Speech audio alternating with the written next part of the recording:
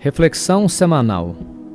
O tema de hoje é uma palavra bastante conhecida e usada por nós, chamada quase, uma palavra de alerta. E o texto que nós vamos ler encontra-se em Lucas, capítulo número 23, verso 22 a 24. Então, pela terceira vez, lhes perguntou: que mal fez este? De fato, nada achei contra ele para condená-lo à morte. Portanto, depois de o castigar, soltá-lo-ei. Mas eles instavam com grandes gritos, pedindo que fosse crucificado. E o seu clamor prevaleceu. Então Pilatos decidiu atender-lhes o pedido. A palavra quase significa por pouco, aproximadamente, por um triz. É uma palavra que fala de esforços e ocasiões que se foram. Quase é a venda que deixou de ser feita, o banco de reservas do time, é o segundo lugar na corrida, é o jogo que não foi ganho, é aquele peixe que quase peguei. Desde que houve gente no mundo, existiram os quases, indivíduos que quase venceram a luta, pessoas que quase escalaram a montanha, alguns que quase encontraram um tesouro. Um dos quases mais famosos que encontramos na Bíblia é Pilatos. O que ele perdeu foi muito mais do que um peixe grande ou um prêmio. Ele quase realizou o que teria sido o maior ato de misericórdia da história. Ele quase impediu a crucificação do príncipe da paz. Ele quase libertou o Filho de Deus. Ele quase absolveu Cristo. Quase, quase e quase. Ele tinha o poder, ele tinha a escolha, o anel, a opção de libertar o Filho de Deus, mas ele quase fez. O que torna o quase uma palavra tão poderosa? Existe um abismo muito grande entre o quase e o que se realiza ou o fez. No caso de Pilatos, prevaleceu o orgulho, o medo, a fome de poder. Ele ouviu a voz do povo que gritava: crucifica-o.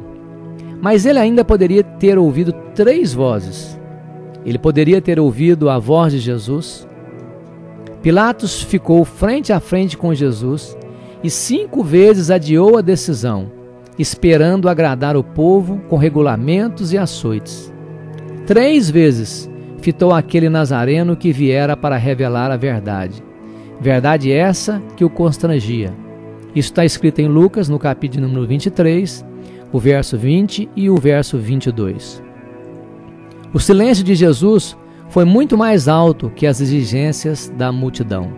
Mateus capítulo número 27, no verso número 13 e o verso número 14. Nessa nossa caminhada cristã, quantas vezes temos deixado de ouvir a voz do Mestre? Quantas vezes ouvimos outras vozes e observamos outros olhares e não damos valor à voz de Jesus? Ele poderia ter ouvido a voz da sua esposa. Em Mateus, no capítulo 27, no verso número 19, ela suplicou-lhe que não se envolvesse com aquele justo, porque hoje em sonho sofri muito a seu respeito. Aquela mulher da alta sociedade chamou um simples galileu do interior de justo, mas mesmo assim Pilatos não lhe deu atenção. Tem um ditado popular que diz: quem não ouve conselho, ouve coitado. Assim somos nós. Precisamos dar mais atenção para aquelas pessoas que nos rodeiam, para os mais velhos, para os nossos pais, esposos, esposas, etc. Pilatos ainda poderia ter ouvido a sua própria voz. É claro que ele tinha condições de saber o que Ananias e Caifás estavam tramando. Sua consciência com certeza o afligia. Em Mateus, no capítulo 27, no verso 23, diz: que mal ele fez? Ele poderia ter ouvido outras vozes, mas não o fez. Ele quase ouviu, mas não quis. A voz de Satanás prevaleceu. Diz um outro dito, que é totalmente maligno, que a voz do povo é a voz de Deus. Cuidado com a voz do povo.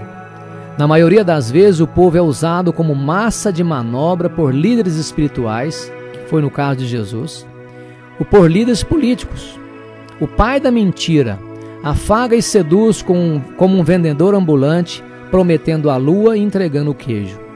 Satanás diz: suba sem medo, prove o meu molho de prazer, cante minha canção. Afinal de contas, quem sabe o que vai acontecer amanhã? Pilatos aprendeu que quase é uma posição de suicídio. Quase crente e quase salvo. Quando Pilatos lavou as mãos, ele aprendeu que não existe um inferno tão escuro que o quase do remorso. Com Jesus, o quase precisa tornar-se certamente, sempre, agora. Jesus jamais abriu espaço para o quase e continua não abrindo. Apocalipse, capítulo número 3, verso número 16. Assim, porque és morno, nem és quente nem frio, estou a ponto de vomitar-te da minha boca.